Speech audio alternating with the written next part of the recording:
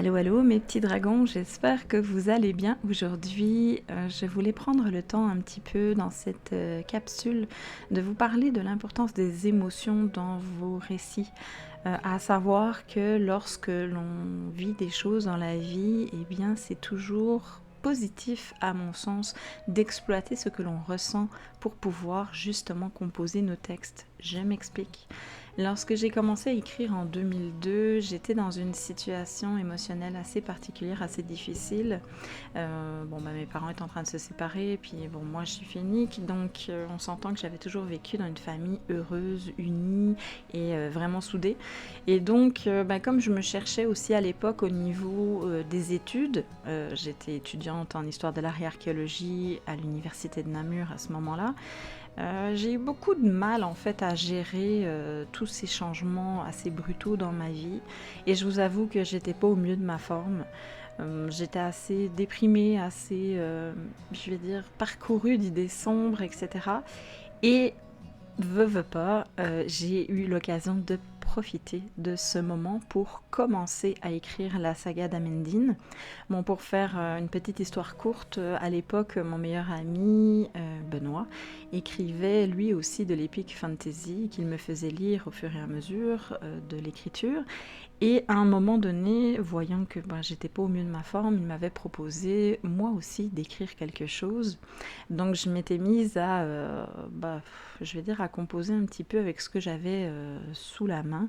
C'est-à-dire, le personnage principal de mon histoire serait une fille qui me ressemble. Donc une jeune fille solitaire, une fille qui vit dans la noirceur d'une société qu'elle comprend mal, etc. Et le personnage de Damendine donc, est arrivé de cette façon-là. Une jeune fille qui évolue dans un château très obscur où il se passe énormément de choses.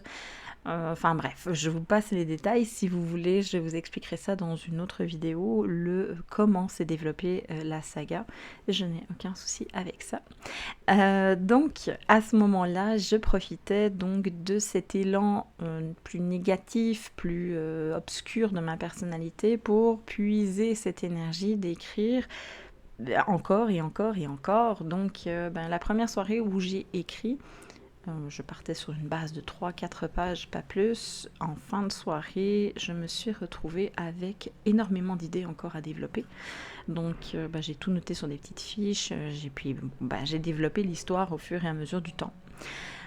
Un peu plus tard dans ma vie, j'ai décidé avec mon conjoint de déménager au Québec. Donc, grande évolution au niveau des émotions. Là, je me reprenais en main, tout allait mieux. C'était des nouveaux défis, c'était des nouveaux objectifs à atteindre. On s'est décidé à s'installer là. Et quand je me suis mise à écrire, en fait, là, la dynamique était vraiment tout autre. C'est-à-dire que j'étais beaucoup plus en joie, j'étais beaucoup plus heureuse, etc. Ce qui a fait que je me suis dirigée vers un format d'écriture que je ne connaissais pas à l'époque, qui est la nouvelle. La nouvelle qui était beaucoup plus légère, qui était beaucoup plus fluide, beaucoup plus axée sur des thèmes plus heureux, des émotions plus fortes, mais dans le bon sens du terme. Donc vraiment un développement qui s'est opéré chez moi à ce niveau-là. Par la suite, en 2013, mon fils est né. Là, ça a été l'explosion de joie, mais également la fatigue, parce que on s'entend qu'avoir un enfant, c'est pas tout repos tous les jours. Donc, pause d'écriture obligatoire, le temps en fait de m'occuper de ma famille, puis de voir un peu l'évolution des choses à ce niveau-là, une grande découverte finalement, mais beaucoup de bonheur qui arrive, beaucoup d'idées qui se développent, donc beaucoup de prises de notes, beaucoup d'évolution dans divers projets, autre que celui de la saga d'Amendine. En 2016, mon conjoint a commencé à avoir des problèmes au niveau du travail, c'est-à-dire qu'il a connu un burn-out professionnel. Il avait un boss qui était personnalité borderline. Si vous ne savez pas ce que c'est, je vous encourage vraiment à aller faire vos recherches là-dessus sur le net. Donc lui a commencé à avoir divers problèmes qui ont fait que mon énergie en fait a baissé.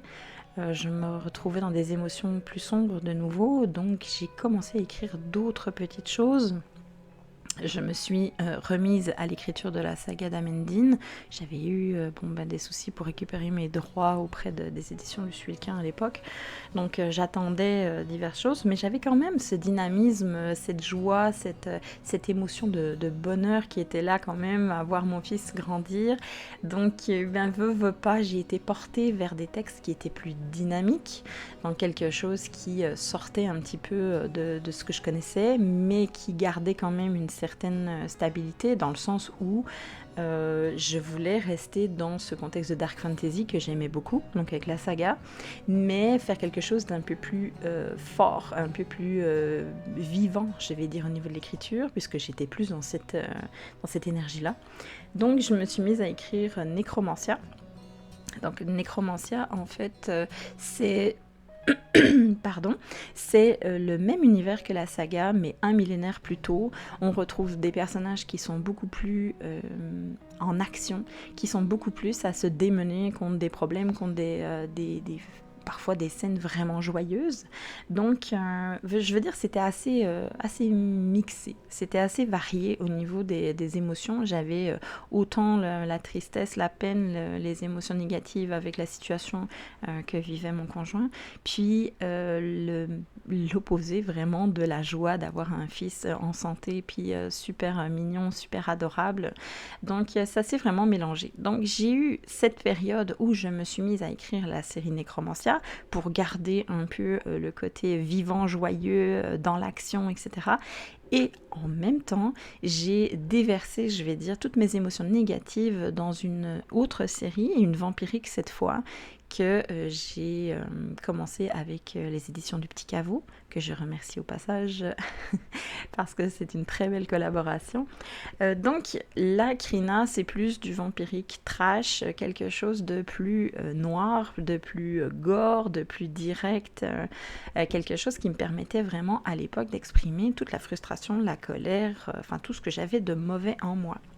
Par la suite, les choses ne se sont pas améliorées vraiment au niveau de notre famille, au niveau du travail et autres de mon conjoint. Donc il y a eu beaucoup de difficultés qui sont encore là aujourd'hui. Mais bon, on s'entend que c'est un autre débat. Mais au niveau de l'écriture, ce que je veux dire, c'est que toute cette émotion s'est retranscrite au fil du temps dans mes textes.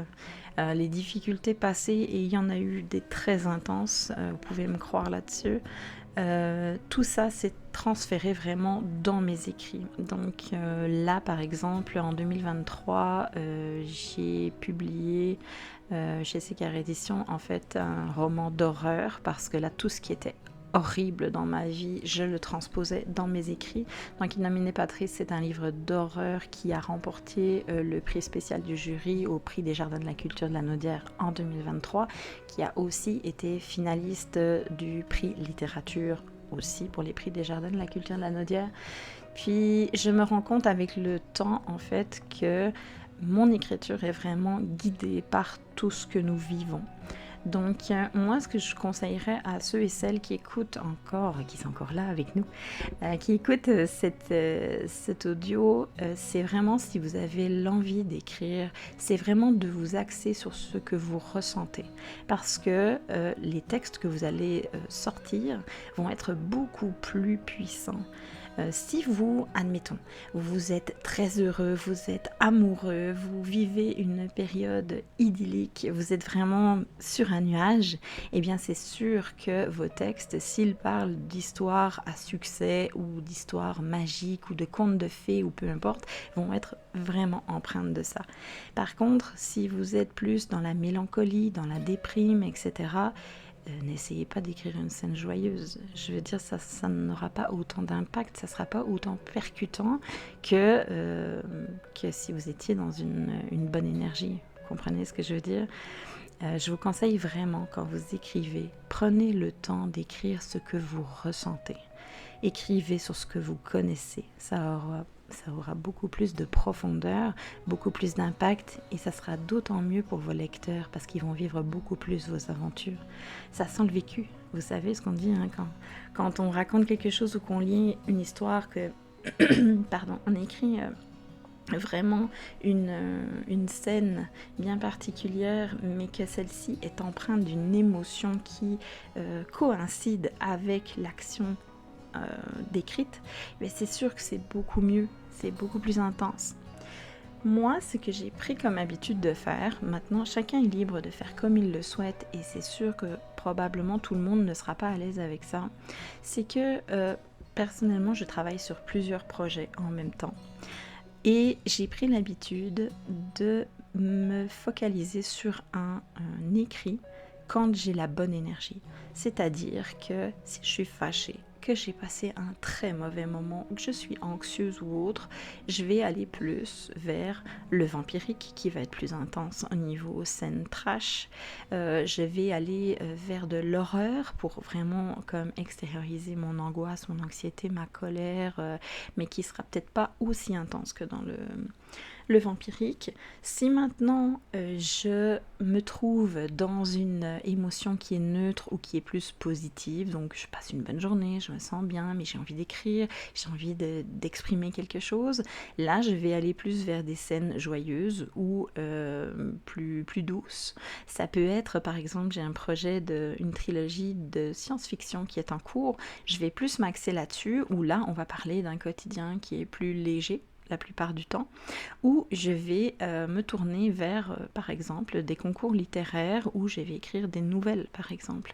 C'est quelque chose de plus bref, c'est quelque chose qui va permettre de capter vraiment cette énergie et qui va me permettre de m'exprimer. Donc, une certaine satisfaction à le faire qui va juste augmenter ma vibration.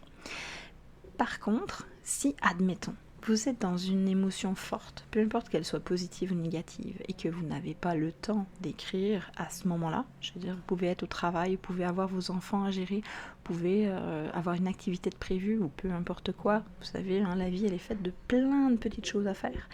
Eh bien, je vous conseille vraiment, c'est de garder avec vous un carnet de notes, ou de prendre quelques feuilles, ou un peu de temps sur votre téléphone. Je veux dire, il y a des blocs-notes qui sont prévus pour, et vraiment noter des éléments, des actions, de parfois créer des personnages aussi. Un personnage peut vraiment être à lui seul une émotion à part entière. Je vous conseille vraiment de faire ça, puis par la suite, quand vous êtes sur le point d'écrire, eh bien de ressortir ça. De ressortir ces éléments qui vont vous donner du pouvoir en fait dans votre écriture et de la profondeur dans vos écrits. Donc, c'est ça que je voulais partager avec vous aujourd'hui, c'est le fait de dire que vos émotions, qu'elles soient positives ou négatives, vont avoir une grande influence sur ce que vous écrivez et que c'est important, à mon sens, de ne pas les négliger. C'est quelque chose qui vous donne du pouvoir, c'est quelque chose qui va emporter vos lecteurs bien davantage, donc c'est quelque chose à ne pas négliger. Vous savez, on dit toujours, dans chaque événement de la vie, il faut capter ce qu'il a de positif. Ça, je pense que ça peut être un point important.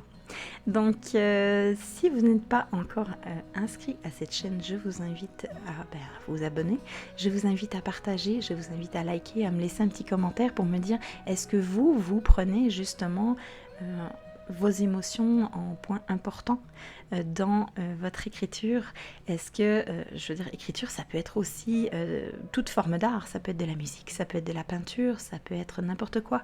Donc, expliquez-moi un petit peu votre point de vue, puis bien, on se dit à très vite pour une prochaine vidéo. Je vous fais des bisous, bye bye.